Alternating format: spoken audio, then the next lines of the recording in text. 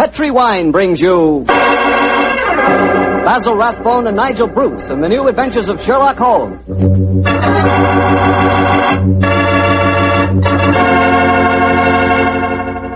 The Petri family, the family that took time to bring you good wine, invite you to listen to Dr. Watson tell us another exciting story about his old friend, that master detective, Sherlock Holmes.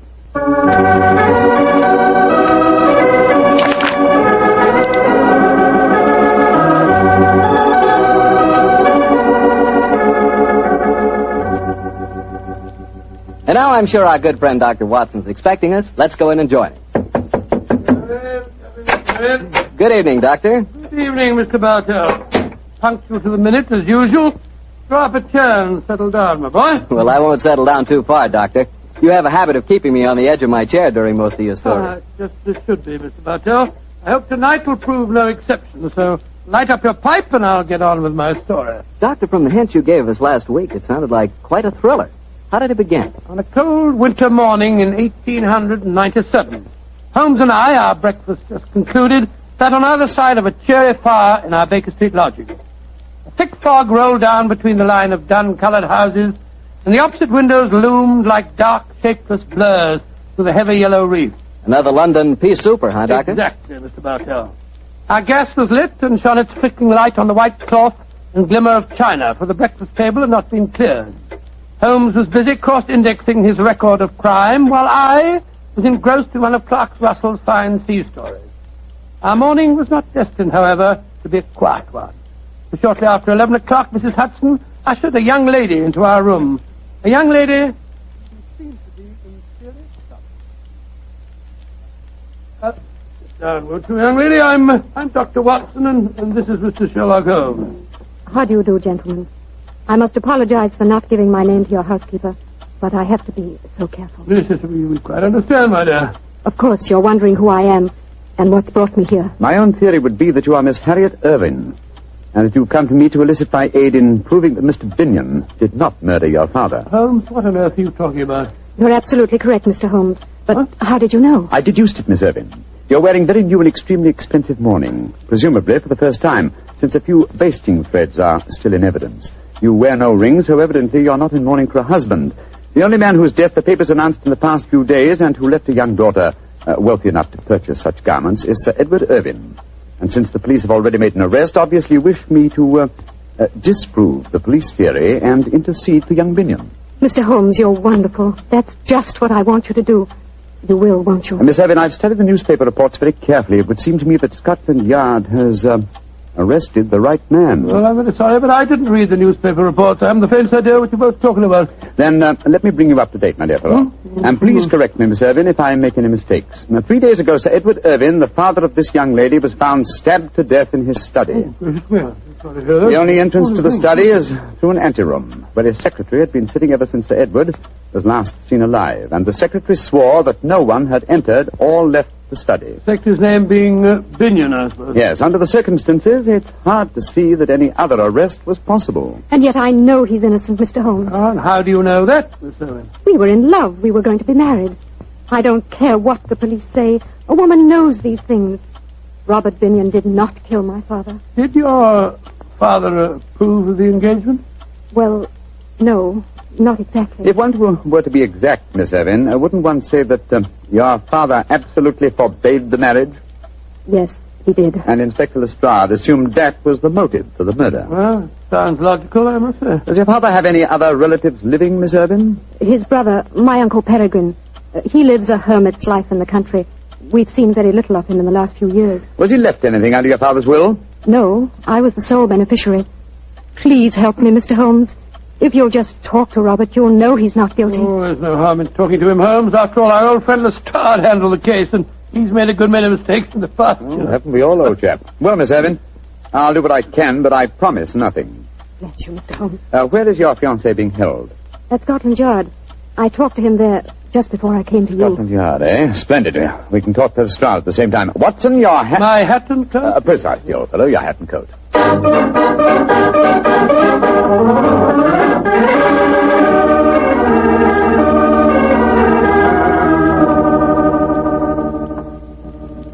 So, Mr. Sherlock Holmes and Dr. Watson think they know more than the yard, eh?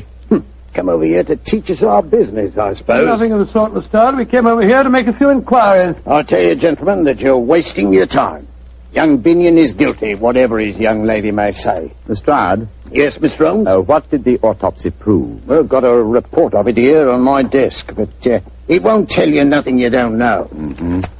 Death was instantaneous, caused by some weapon like a long needle, a fine stiletto, or an ice pick, penetrating the brain at the base of the skull. And no such weapon was found in the room. Or on Mr. Binion. True, sir. But then he had the chance of disposing of it. Well, just the same, the murder weapon hasn't been found, has it? No, Doctor, but we'll find it. Don't you worry about that. I should like to talk to the prisoner, if you don't mind. Well, of course I don't mind. He's in the detention cell just down the corridors from here. Follow me, gentlemen. Has he given you any trouble, Lestrade? Trouble? If all our prisoners were as quiet as him, we wouldn't need no guards, Doctor.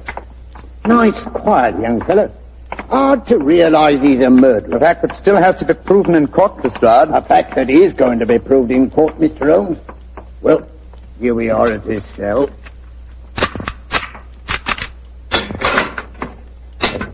You've got visitors, Binion. Very distinguished visitors. Who are you, gentlemen? My name is Holmes, Sherlock Holmes, and this is my colleague, Dr. Watson. I'm sorry to see you in this plight, Mr. Binion. Mr. Sherlock Holmes. Then Harriet did come and see you when she left you. I'm so glad. You'll get me out of this mess. I know you will. Even Mr. Sherlock Holmes can't get you out of this one, young fellow, my Mr. lad. Binion, I promised your fiancée that I'd try and help you. My obvious course is to go to Sir Edward's house and examine the room in which the tragedy occurred. But before I do that, I'd like to ask you a question or two. Ask me any question you want to, sir. It was you who discovered the body, I understand. Yes, Mr. Holmes. Please describe the circumstances. Sir Edward was in his study. I'd been working in the anteroom adjoining. At 5 o'clock, I went in to say good night to him, and I found him slumped in his chair, dead, with blood streaming down the back of his head. Of course, I sent the butler for the police at once. Could anyone have entered that room without your knowledge? No, Mr. Holmes, I never left my desk. And there was no other entrance to the room save through my office. Well, how about the windows in Edward's room? They were locked from the inside, Doctor. You don't need to worry. We examined the window ledges, not a mark. No one came in that way. Now, what is your theory of the murder, Mr. Binion? I haven't one, Mr. Holmes. I'm completely baffled. I'm certain that no one entered that room. Yet I swear to you that I didn't stab him. So I can understand the police believing I did. Mm-hmm. Lestrade, I should like to examine the room in which Sir Edward was murdered. Well, easiest thing in the world, Mr. Holmes. I'll drive over with you if you like. His house is in Knightsbridge. Oh, you needn't bother, Lestrade. We can quite well go by ourselves. Eh? Oh, not a bit of it, Doctor. I'd like to come with you. Oh, why, Lestrade?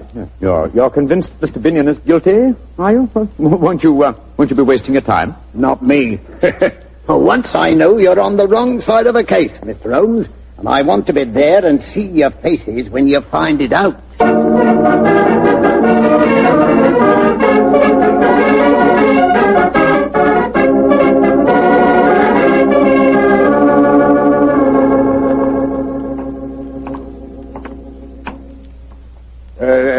This is the house, Mr. Holmes. Yes, it's an imposing-looking place, I must say. I imagine, Lestrade, that you still have a police guard inside. Oh, yes, Doctor. There's been a sergeant guarding the dead man's room day and night. We still haven't found the missing weapon, you know. Yes, gentlemen. I'm Inspector Lestrade of Scotland Yard. We wish to examine the house. I must see your identification, sir. What are you talking about? I've been in and out of this house half a dozen times. I have my orders, sir. Oh, very well. Is Miss Irvin at home? Miss Irvin is not receiving, sir. Great Scott, man, can't you give us any information? There's been tragedy in this house, sir, and the truth of it's not known yet. I'm not answering any questions that I don't have to. There now. Does this police guard satisfy you? Inspector Lestrade. Very good, Inspector. You may come in. May I direct you, gentlemen? No, thank you. I know this house nearly as well as you do. I think not, Inspector. I've served here for 27 years. Well, gentlemen, if you're not needing me, I'll return to my quarters. Bless my soul. That's a sinister-looking chap if I ever saw one. Yes, and he knows something.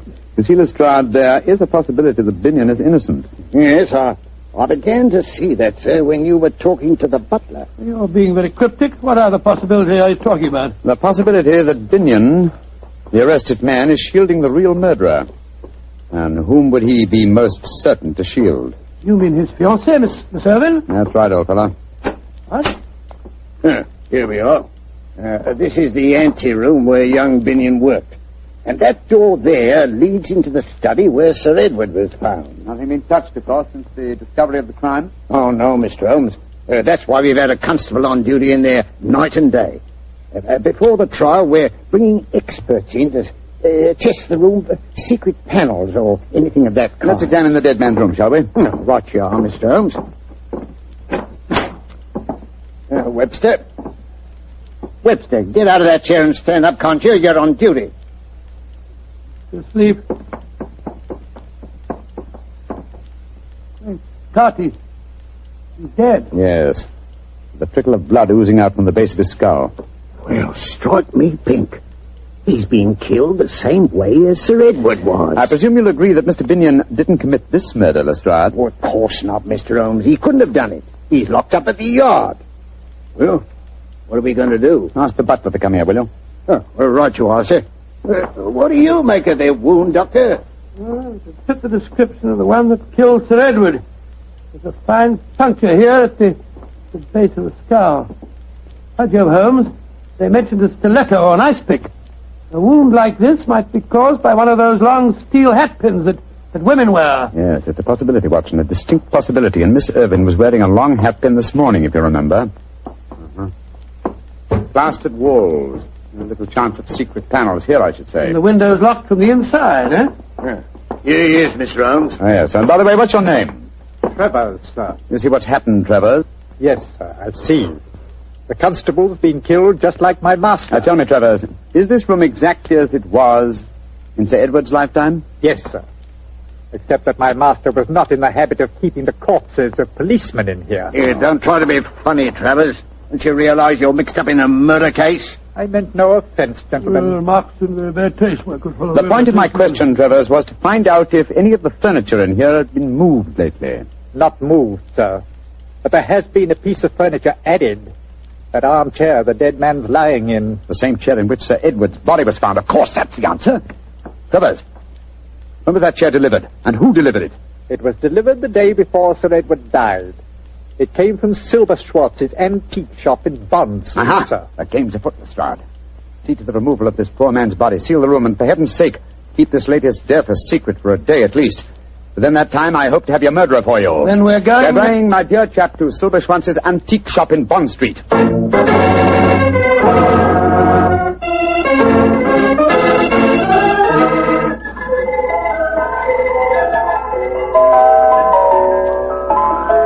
Those old music boxes are quite charming, Holmes, aren't they? Yes, but where's Mr. Silberschwanz? This is probably him. What a fine-looking old fellow. Oh, Mr. Silberschwanz. Yes, gentlemen. You are interested in musical boxes? No, sir, in chairs. Particularly in the handsomely carved chair you delivered to Sir Edward Irvin a few days ago. Ah, yeah, magnificent specimen. He's pleased with it? He was found dead in it, Mr. Silverstone. And half an hour ago, someone else was found dead in it also. That chair was one of a pair, wasn't it? Yeah, but... Holy begotten Himmel. That's impossible. Please to follow me. I will show you it's not possible.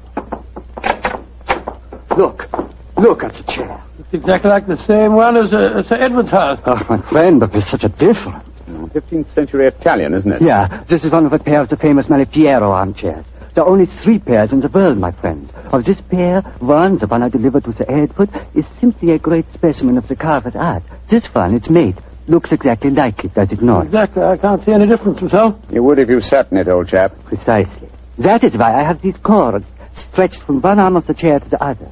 If anyone were to sit in it well, sometimes nothing will happen. But sooner or later, a hand will press on this hidden spring in the arm here, and death will strike. But nothing happened when you pressed the spring then, Mr. Silverstone? No, I don't understand. I do. This is the harmless chair.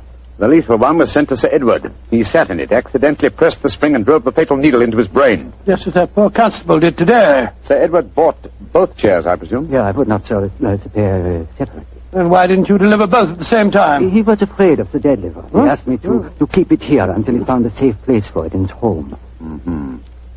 And some devil switched the arm cord from the fatal chair to the harmless one, so that you delivered death to Sir Edward. There is a subtlety in this crime worthy of the fiendish maker of the chairs himself. Silberschwartz. Yeah, mein Herr. Didn't Malapieri die of being tricked into seating himself in one of his own chairs? Yeah, he did. Ah, poetic justice. I'm much obliged to you, Silberschwartz. Now I think I know how to trap our killer.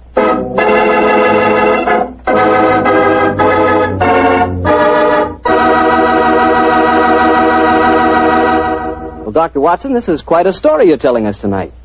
So you found out how the murders had been committed, but not who'd been responsible for it. That's quite right, Mr. Bartell. Holmes spent a long time cross-examining Mr. Silverschwanz, the owner of the antique store, as to who might have had the opportunity of switching the telltale cord from the fatal chair. And who did have that opportunity, Well, Doctor? Mr. Bartell, it transpired that 4 people might have been responsible. Sir Edward's daughter and his secretary, Mr. Binion, had both been in the shop with him at various times. So had the butler, Travers. The 4th suspect was Sir Edward's eccentric brother, Peregrine, who it appeared had dropped into the shop the day after the purchase had been made. With this last information, Holmes became very excited and launched into eager preparations, which ended a few hours later when we found ourselves disguised as furniture removers, driving a van along a quiet country lane near Dorking as we approached the house of Sir Edward's brother, Peregrine. There's the house, Watson. Ramshackle-looking place, isn't it? Yes, extremely so. Why are you so morose, my dear chap? You've hardly spoken a word on our drive down You never here. tell me anything. Why are we trundling off into the wilds of the country disguised as furniture removers and carrying the harmless chair with us? Surely the reason is transparent, old chap? Yes, it's just about as transparent as Duff stocking full of hot tripe. Oh, my dear Watson, surely it's obvious that we're up against an extremely cunning murderer. Now, what advantage accrues to him in using the Malapiero chair? An alibi, of course. He's nowhere near the place where the murder happened. Precisely. Apply your logic a little further. 3 of the suspects, the daughter, Mr. Binion, and Travers, the butler, live in the house and would almost certainly have been present at the time of death. Therefore, who gains most by such an alibi? Well, the brother, Peregrine. Elementary, my dear Watson. Now you see why we trundled off into the wilds of Dorking. Well, that must be Peregrine standing up at the porch. He's a funny-looking fellow. Oh, my lead, Watson. Good afternoon, Governor. You fellows must have come to the wrong house. You were Mr. Peregrine Irvine, ain't you, Governor? Yes? And we come to the right house. All right.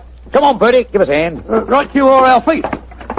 What the devil are you unloading an armchair? Go on, get on there, Charlie. You drop it on my foot, Bertie, look out. Easy does it. Come on, Bert. That's I got right. it, Alf. I got it. All right. Let her down easy now on the porch here. There you go. That's it. Give me the crickets. Ain't that a pretty chair, Governor? Bertie and me was admiring it on our way down here. Cool, blimey, you know, off a nice chair. But who told you to bring it here? Orders, Governor.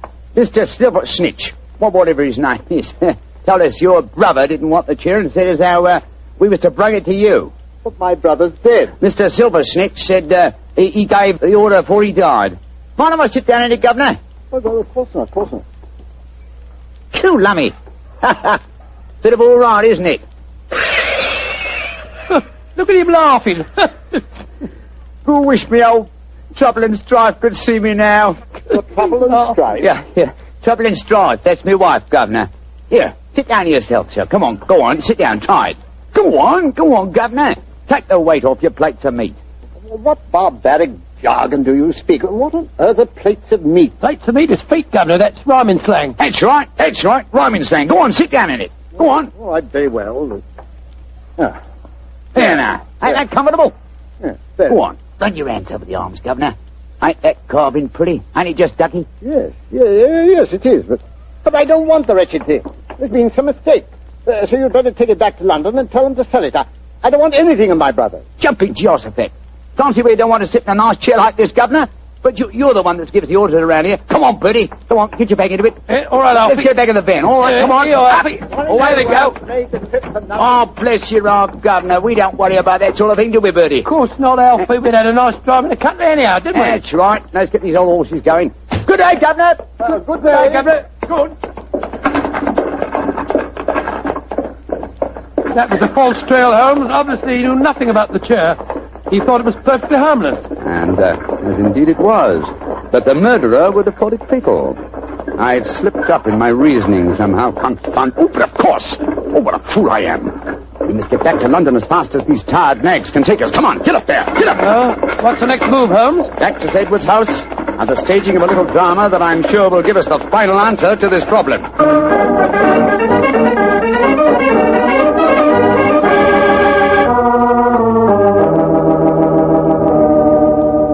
Arrangements, Mr. Strand? Yes, Mr. Holmes, I've got Miss Irving, young Binion, and the butler waiting outside. And no one knows we switched the chairs. Splendid. You're sure that this is the harmless chair, Yes, Holmes? of course I am. Look here. I sit in it. So, run my hands over the arms. Yes, this chair is harmless, as every person save one will know. Show them in, Lestrade. All at once, Mr. Holmes? No, I think we'll take Miss Irving and Mr. Binion first. Oh, right you are, Miss Irving, Mr. Binion, come in, please. Very well. Oh, Mr. Holmes. What's the matter, Miss Irving? It's just so horrible seeing you there in the same chair where I saw Father. Oh, Mr. Holmes, it's a trifle too macabre for you to assume the position of the corpse. Please get up. but it seems to be the most comfortable chair in the room, and I do like my comfort when I interrogate witnesses. However, it's hardly chivalrous, is it? Miss Irving, please sit down, won't you? I don't like to sit down in the chair in which Father died. Oh, Miss Irving, we couldn't bear to see you standing. Very well, then. Don't sit down, Harry. Why not, Binion? What's the matter?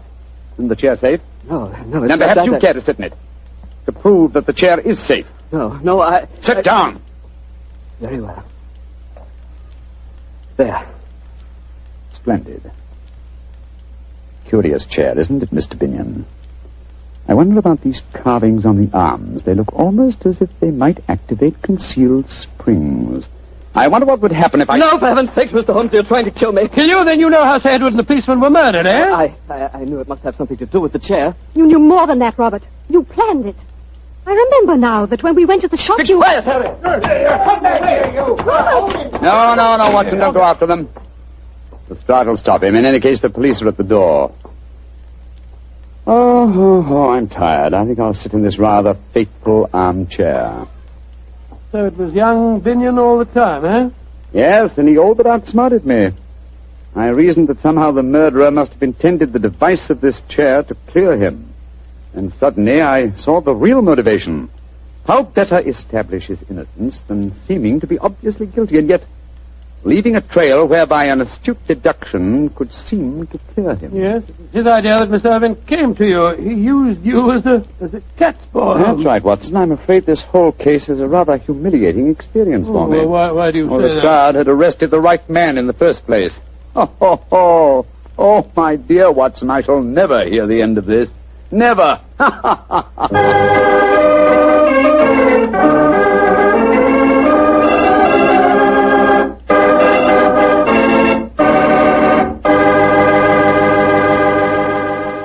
Thank you for watching. Please don't forget to like, share, and subscribe to stay updated on upcoming videos here on Nightmare Narratives. Feel free to check out our other videos, as you might find something you'll love. Enjoy.